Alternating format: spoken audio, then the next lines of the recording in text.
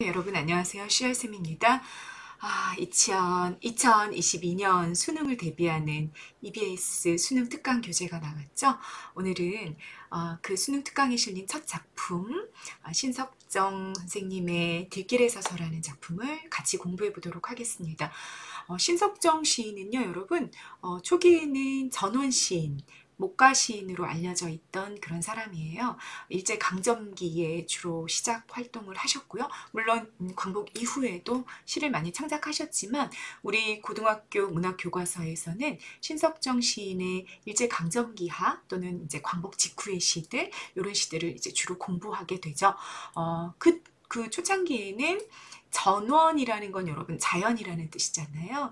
자연을 이상향으로 설정해 두고 그리고 그 자연을 지향하는 그런 시들을 쓰셨고, 그리고 그 신석정 시인의 시 속에 나타나 있는 자연이 너무나 평화롭고 서정적이고 아름다웠기 때문에 목가 시인이라고도 불렸던 그런 시인이다라는 얘기예요. 네, 후반으로 가면서 지금 들길에 서서라는 이 작품은 우리가 이제 1939년에 발표된 작품으로 알려져 있는데, 1939년이면 일제강점 말기잖아요. 우리 문학의 암흑기라고 불려졌던 그 시대인데, 그 시기에 들길에 서서라는 작품, 이 굉장히 암울하고 암흑기였던 그 시기에 시인으로서 정말로 아름답고 순수한 자연을 지향했던 그 시인으로서 어떤 마음을 가지고 계셨는지를 볼 수 있는 그런 들길에 서서라는 작품도 있고, 그 다음 광복 직후에 꽃덤불이라는 너무 유명한 작품도 있고, 그리고 이 1939년에 이 들길에 서서를 창작하시고 그 뒤에는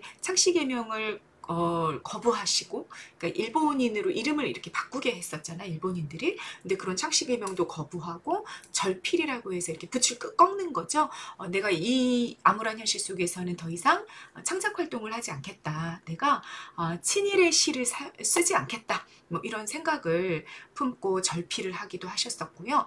그리고 해방 이후에 남한에서 4.19 혁명이 일어났을 때는 그 4.19 혁명을 지지하는 그런 시를 또 짓기도 하셨고, 나중에는 이 독재 정권 하에서 남산에 끌려가서 고문을 당하기도 하셨고, 그런 굉장히 저항적이고 현실 비판적인 시의 경향으로 이렇게 시의 경향이 이동해 가셨던 그런 시인이기도 합니다. 오늘은 그 시인의 1939년 들길에 서서라는 일제강점하의 작품 하나를 공부하는 시간을 가지게 될 거예요. 자, 어떤 마음으로 시를 창작하고 계신지 같이 한번 살펴보도록 하죠. 그리고 여러분, 이 수능 특강에서는 이 시를 이 형식과 표현의 어떤 중요성, 시에 나타나는 형식과 표현이 어떻게 작가가 생각하는 어떤 주제의식, 어떤 가치관을 잘 드러내는지를 점검하기 위해서 마련되어 있는 작품이기도 해요. 그러니까 이 시는 시인의 내용뿐만 아니라 시인이 이 작품에 담고 싶어 했던 주제뿐만 아니라 그걸 어떤 형식으로 어떤 표현으로 드러내고 있는지도 유념해서 보면서 갔으면 좋겠다라는 생각이 듭니다. 자, 선생님 텍스트 가지고 같이 출발해 볼까요? 푸른 산이 흰 구름을 지니고 살듯 뭐뭐 하듯 여러분 체크 들어가야 되겠죠? 내 머리 위에는 항상 푸른 하늘이 있다. 자, 위 연에는 대응 구조가 나타나 있어. 대응되는 이미지들끼리 묶어서 정리할 필요가 있겠죠? 네, 푸른 산이 주어야 흰 구름을 지니고 살죠? 나는 어때요? 나는 주어야 푸른 하늘을 지니고 사는 거죠. 이렇게 대응 구조가 만들어져 있는 상태입니다. 그러다 보니까 같은 위치에 있는 아이들,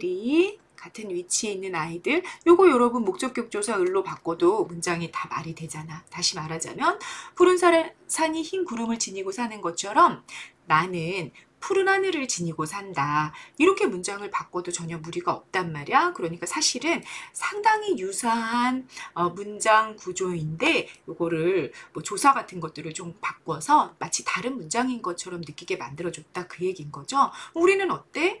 이거 비슷한 맥락이니까, 비슷한 문장이니까 요거를 같은 위치에 있는 아이들은 같이 묶어서 이해하면 되겠다라고 정리해 볼 수 있겠다는 거예요. 그러면 대응되는 이미지들끼리 정리해보면 푸른 산은 뭐가 되는 거야? 나가 되는 거야. 나는 뭐야? 이 시의 시적 화자인 거죠.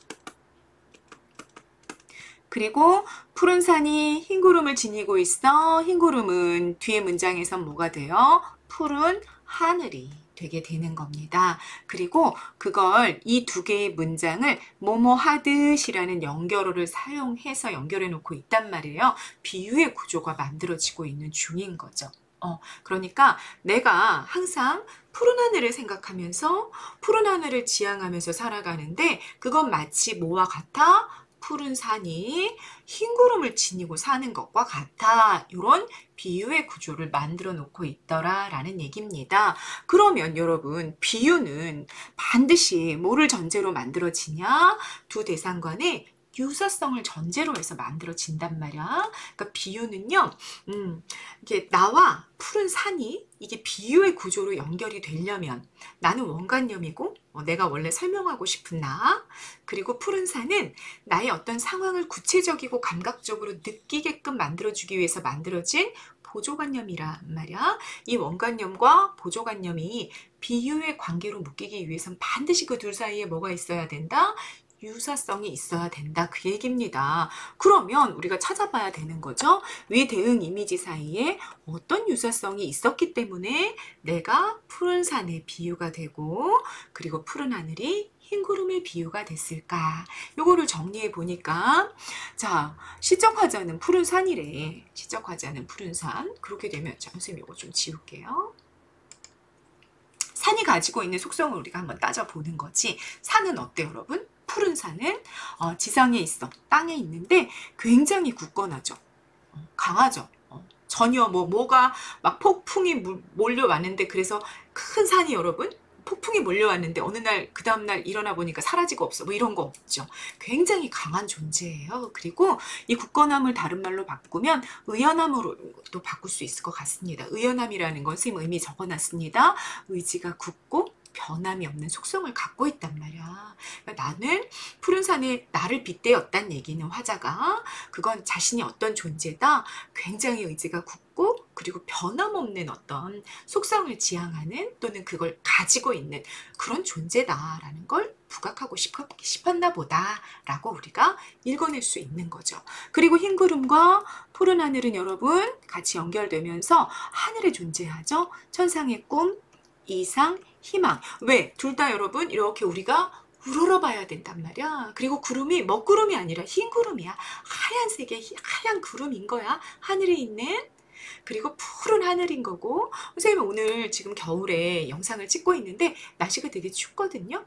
추운 날 하늘을 보면 정말 쨍쨍한 그런 파란색이 느껴지는 그런 아침이에요. 그런 어떤 푸른 하늘이 여긴 흰 구름과 대운 구조를 이루면서 하늘의 꿈, 천상의 꿈, 이상, 희망 이런 것들을 상징하게 된다라는 얘기입니다. 자, 원관념이 보조관념으로 빗대어지면서 어떤 의미를 가지게 되는지까지 여러분들이 정리를 하고 가시면 되겠습니다. 그리고 이 원관념과 보조관념의 사이를 뭐로 연결하고 있다? 이렇게 네, 뭐뭐듯, 뭐뭐처럼, 뭐뭐같이 이런 연결어를 통해서 연결할 때 우리는 그걸 비유 중에서도 직유법이라고 이야기한다. 직유법이 쓰였다라는 것까지 확인하셨습니다. 여기까지 해서 1년이 끝났습니다. 2년입니다. 하늘을 향하고 살림처럼 두 팔을 드러낼 수 있는 것이 얼마나 숭고한 일이냐. 자, 화자가 숭고하게 생각하는 삶이 나왔어. 그걸 정리해보자면 하늘을 향해 있어. 하늘은 뭐야? 희망이고 이상이고 꿈이라고 1년에서 이미 정리가 됐었죠. 그 희망을 향해 살림처럼 두 팔을 드러내 쫙 팔을 펼치는 거야. 그 하늘을 향해서. 쫙 팔을 펼치고 있다는 건 뭐야? 우리가 그걸 지향하고 있다라는 거잖아. 그걸 추구하고 있다라는 거잖아. 마치 막 빽빽한 나무들이 쫙 하늘을 향해 서 있는 것처럼 그렇게 내가 그렇게 살아갈 수 있다라면 그것이 얼마나 숭고한 인생이겠는가라고 이야기하고 있는 중이죠. 자, 상승 이미지가 나왔다 그 얘기야. 상승 이미지 뭐? 하늘을 향하다. 하늘을 향하다 두 팔을 탁 벌리고 있는 그 영상이 머릿속에 그려지시죠? 이런 걸 가지고 여러분 우리는 뭐라고 말해요? 위로 올라가는 이미지, 상승 이미지라고 말하게 됩니다. 자, 상승 이미지를 통해서 희망을 향해 희망을 추구하는 그런 삶에 대한 이야기를 하고 있다라는 얘기입니다. 그 이미지와 내용이 상당히 잘 어울리고 있구나라는 걸 우리가 확인할 수 있는 거죠. 표현법 여러분 못 쓰여진 거야? 의문형 종결어미를 사용했는데 얼마나 숭고한 일이냐라고 물어봤을 때는 그게 숭고한지 숭고하지 않은지 대답을 요구하는 게 아닌 거지. 정말 숭고하다라는 걸 강조하고 싶어서 사용한 의문형 종결어민 거죠. 이렇게 우리가 강조하기 위해서 사용하는 의문형을 뭐라 그런다? 서리법이라고 이야기한다. 서리법이 사용이 된 걸 확인하실 수 있습니다. 자, 이렇게 해서 1년과 2년이 좀 묶여 있어요. 화자가 바람직하게 생각하는 삶이 정리가 됐죠. 꿈과 이상, 이게 무엇을 통해서 드러났어? 푸른 하늘을 통해서 드러났잖아. 꿈과 이상을 의지적으로 추구하는 숭고한 삶. 의지적으로 추구하고 있다라는 건 여러분 살림이라든지 살림이라든지 또 푸른 산이라든지 이런 시어들을 통해서 드러났죠. 그렇게 꿈과 이상을 의지적으로 추구한다는 건 여러분 그런 상황이 되어서 내가 그런 상황에 있기 때문에 꿈과 이상을 추구한다는 게 아닌 거지. 내가 그런 상황에 있지 못해. 되게 불행하고 암울하고 부정적인 현실 속에 있어도 내가 마음의 결심을 하고 뭔가를 꿈과 이상을 추구할 때 그걸 의지적이라고 말하잖아요. 그렇게 의지적으로 추구하는 게 정말 숭고한 삶이야 라고 화자가 자신이 바람직하게 생각하는 삶을 직설적으로 드러내고 있습니다. 직설적이라는 거 여러분 직접적이다, 직서적이다 라는 것과 똑같은 말이죠. 그래서 1년에서 비유를 사용하고 2년에도 사실은 이런 직유 또 나왔죠. 이렇게 직유, 비유 같은 것들이 활용이 되면서도 자신의 정서나 태도를 드러낼 때는 아주 직접적으로 자신의 태도를 드러내는 그런 모습도 여러분 1, 2년까지 읽어가면서 확인할 수가 있었습니다. 자, 3년으로 넘어가 봅시다. 두 다리는 비록 연약하지만 젊은 산맥으로 삼고 역시 여러분 여기도 비유가 나타났어. 나의 두 다리 뭐가 됐어? 나의 두 다리가 젊은 산맥이야. 와, 산맥이래. 얼마나 강인한 힘이 느껴지는 건지 느낌이 오시죠 여러분. 나의 두 다리 이퀄 젊은 산맥이야. 여긴 표현법 뭐가 쓰였어요? 또 운유법이 사용이 됐네. 운유법 뭔지 아시죠? A 이퀄 B 원관념과 보조관념이 연결어 없이 직접 연결되는 구조다 라는 거 알고 계실 겁니다. 두 다리가 젊은 산맥이 되었어. 그러면 여긴 연결어가 없잖아요. 은유가 활용이 된 겁니다. 그렇게 아주 굳건하게 서서 부절히, 여기가 끊어질 절자거든요. 안일 불자고, 그러니까 끊어짐이 없는 거지. 끊임이 없이 움직인다는 둥근 지구를 밟았거니. 자, 어떤 이미지가 사용됐어? 역동적 이미지가 사용됐어 라고 이번에는 이야기할 수 있습니다. 앞에서는 여러분 어떤 단어? 하늘을 향하고 요 어구가 굉장히 어떤 이미지? 상승 이미지, 위로 올라가는 이미지를 담고 있다 그랬잖아요. 여기는 부지런히 움직여. 부지런히 움직여. 자, 이러면 뭐야? 움직임이 느껴지잖아. 우리 이런 거 뭐라 그런다? 역동적 이미지. 요거 빼고 동적 이미지 해도 상관없어요, 여러분. 그래서 동적 이미지를 또 활용하고 있구나라는 거 확인하실 수 있습니다. 사용된 표현법은 여러분 화료법이죠. 화료법 뭐야? 무생물을 생물에 빗대는 거죠. 그런 비유를 화료라고 이야기하네. 그러면 여러분 어디에 화료가 사용이 됐어요? 여기죠, 여기. 끊임없이 움직인다는 둥근 지구. 물론 이게 이때의 의미는 여러분 지구가 자전하고 공전하고 이런 의미보다는 지구는 무생물. 그런데 마치 뭔가 계속 뭔가를 하고 있는 것처럼 생물의 움직임처럼 그렇게 바꿔놨다 그 얘기인 거야. 그래서 여기 뭐가 쓰였다? 화류법이 쓰였다라고 우리가 얘기할 수 있다라는 얘기입니다. 자, 화자의 의지가 느껴지죠? 어디에서 여러분? 두 다리를 젊은 산맥으로 삼았다라는 부분에서 굉장히 의지적인 아주 견고하고 굳건한 의지를 느낄 수 있게 됩니다. 그리고 이런 아주 건강하고 굳건한 화자가 둥근 지구를 밟았다는 건 어떤 삶의 자세냐? 굳건히 현실을 디디고 있는 삶. 다시 말하자면 이걸 정리하자면 하자면 공상이나 망상에 사로잡히지 않는 삶을 의미해요. 여러분, 이게 1, 2연이랑 얼마나 균형을 이루고 있는지 좀 느낌이 오시나요? 1, 2연에서 화자가 바람직하게 생각하는 삶은 꿈과 이상을 의지적으로 추구하는 숭고한 삶이었어. 그러니까 꿈과 이상이라는 건 저 멀리 있는 거잖아. 저 높은 곳에 있는 거잖아. 그걸 끊임없이 추구하는 삶이 대단히 숭고하다고 말했는데 3년으로 넘어가면서는 그래서 내가 추구하는 꿈과 이상, 나는 오로지 꿈밖에 없어. 그렇게 했을 때 여러분 이렇게 공중에 발을 디디고 있는 사람들이 있잖아. 그러니까 땅에 발을 디딛지 못하고 허공에서 그냥 발장구를 치고 있는 사람들이 있단 말이야. 그러니까 현실을 아예 외면하거나 도피하거나 망각한 사람들이 있단 말이에요. 그랬을 때 이 사람이 추구하는 꿈과 이상이 이루어질 확률은 거의 없죠. 이분은 어떻게 하고 있는 거야? 3년으로 가서 다리를 하늘, 손은 팔은 하늘을 향하고 있지만 다리는 어떻게 하는 거야? 땅을 탁 강하게 디디고 있는 그런 모습을 보여주고 있는 중이죠.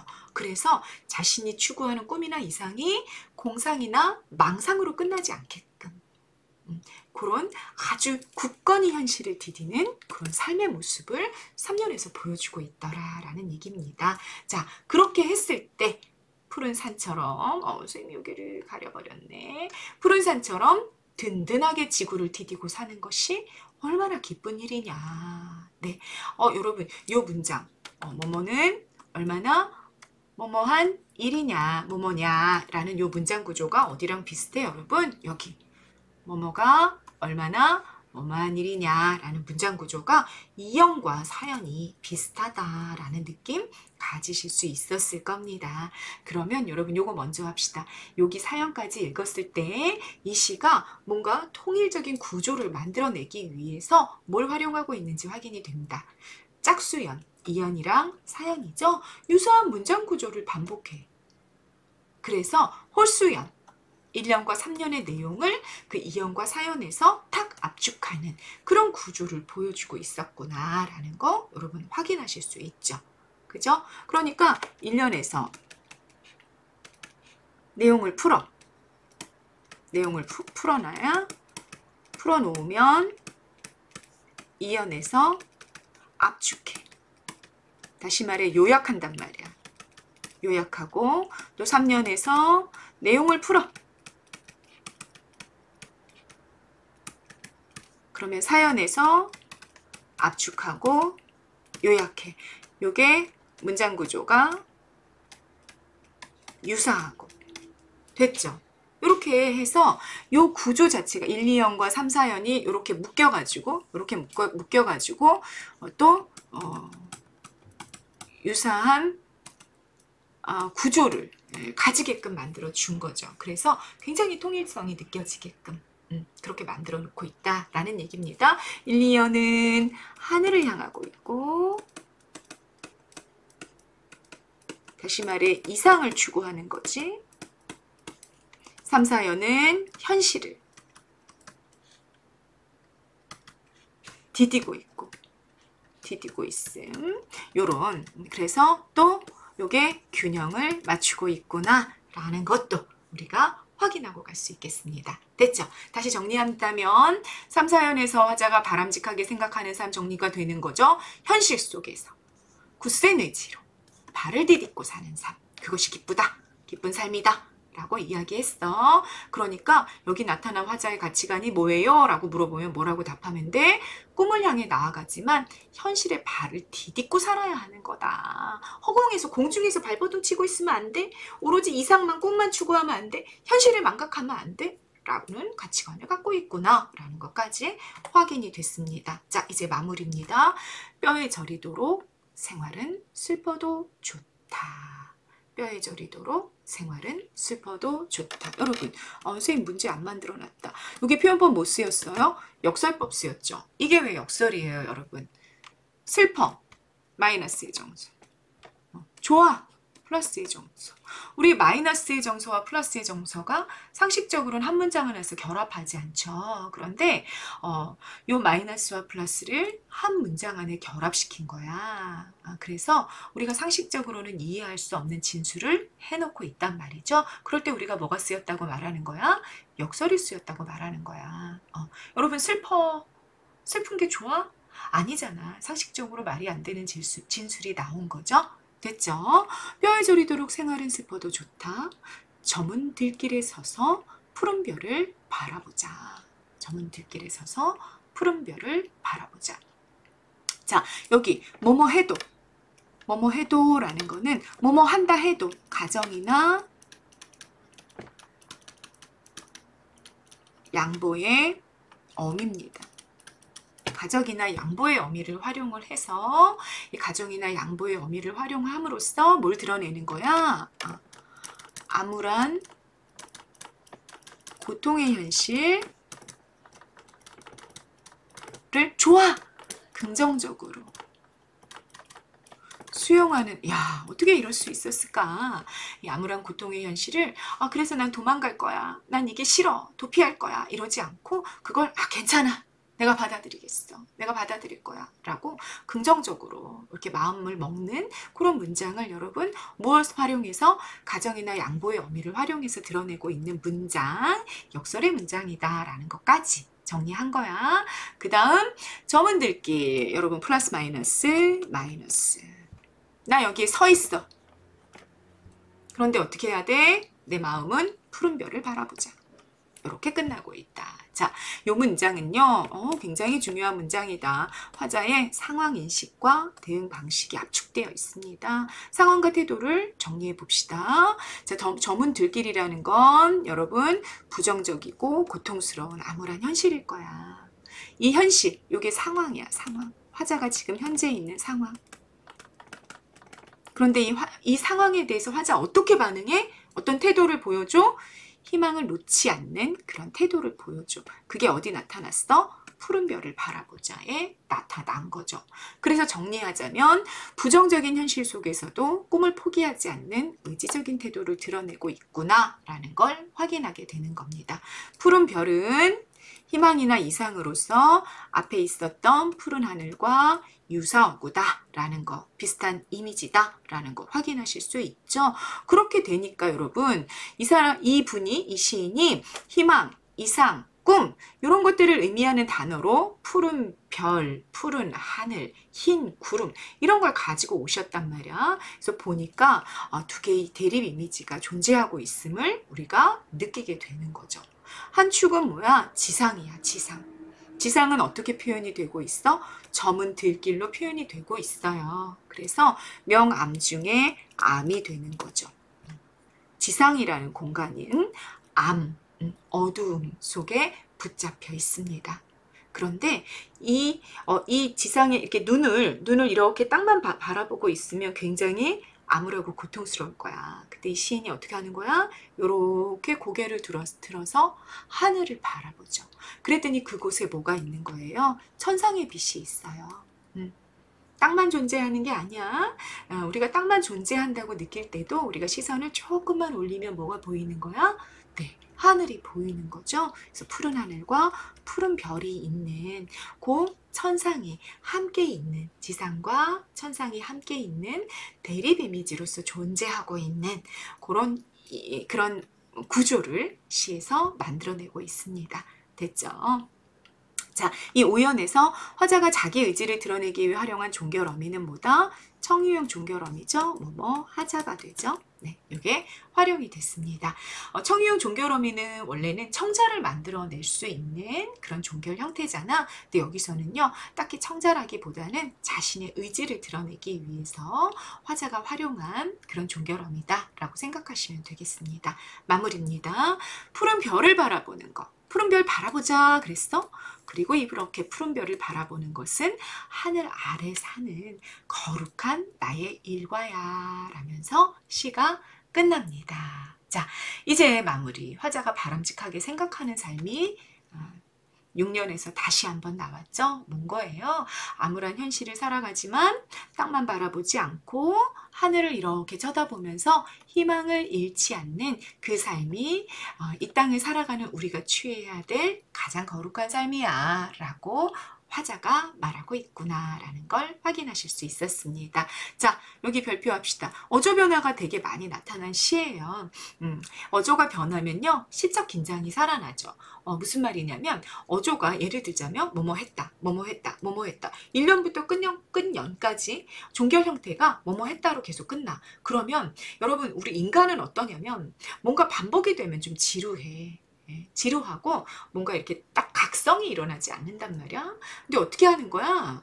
이 종결 형태를 자꾸 바꿔버리는 거지. 자꾸 바꿔버리면 어때? 낯설어, 우리가. 낯설어. 1년에서는 뭐뭐 하다로 끝났는데 2년으로 가니까 뭐뭐 하니? 로 끝났어. 낯설어. 이렇게 되는 거야. 그러면서 시적인 긴장감, 우리가 좀 지루하고 단조롭게 느낄 수 있는 그런 여지를 이렇게 뺏어가는 거죠. 그래서 긴장감을 느끼고 잘 주목하게 만들어주는 그런 어조 변화가 활용이 된 걸 우리가 알 수 있다, 그 얘기입니다. 자, 확인해 보실까요, 여러분? 봐봐. 1년에서 뭐뭐 했다로 끝났잖아. 그랬는데 2년에서 뭐뭐 하냐? 로 바꿔, 종결 형태를. 또 3년에선 건의 해가지고 아예 종결 어미를 빼버렸어. 그리고 4년에서 냐로 또 바꿔놓고 이렇게 종결 형태를 봐라, 그 얘기야, 여러분. 5년에서 뭐뭐 했다, 뭐뭐 하자. 또 6년에서 종결 어미 생략. 이렇게 어조를 계속해서 바꿔가고 있구나. 그래서 시적 긴장감을 만들어내고 있구나라는 거, 여러분 형식적으로 중요한 특징이 되겠다 라는 얘기입니다. 선생님 정리한 거 보이시죠? 서술어의 형태 변화.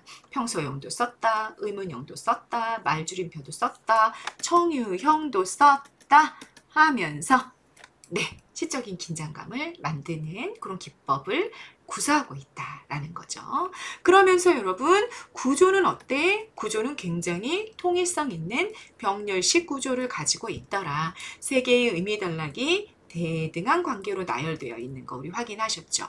1년 내용 나오고 2년에서 압축해가지고 숭고한 삶, 3년 내용 나오고 4년에서 압축해가지고 기쁜 삶, 5년 내용 나오고 6년 압축해가지고 뭐 거룩한 삶, 이렇게 이 세 개의 관계가 인과적으로 연결이 되어 있는 게 아니라 대등하게 나열되어 있는 이런 걸 우리가 무슨 구조라고 말한다? 병렬적 구조라고 말한다 라는 것까지 정리하실 수 있었습니다. 그리고 마무리, 시의 마무리. 여러분 어떻게 끝나고 있어?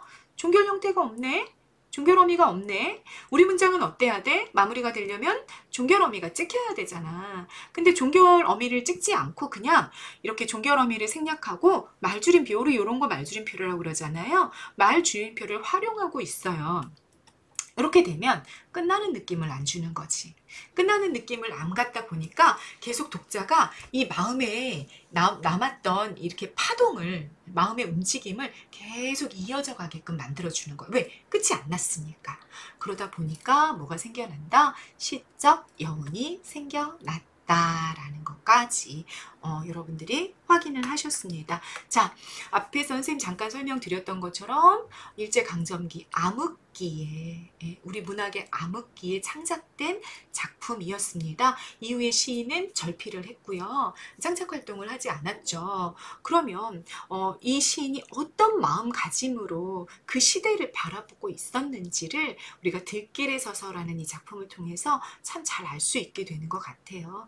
정말 불행했고 고통스러운 현실이었는데, 그래서 많은 시인들이 친일을 하는, 친일시를 쓰는 그런 시기였는데 이 시인은 그 안에서도 꿈을 놓지 않고 이상을 포기하지 않고, 그러나 도망가지 않고 현실 속에 그 굳건히 서 있겠다라는 의지를 이 시를 통해서, 이 시의 다양한 어떤 표현 기법을 통해서 드러내고 있었구나라는 걸 여러분들이 이해하시면 되겠습니다. 네, 신석정 시인의 들길에 서서라는 시로 우리 수능 특강의 출발을 열었습니다.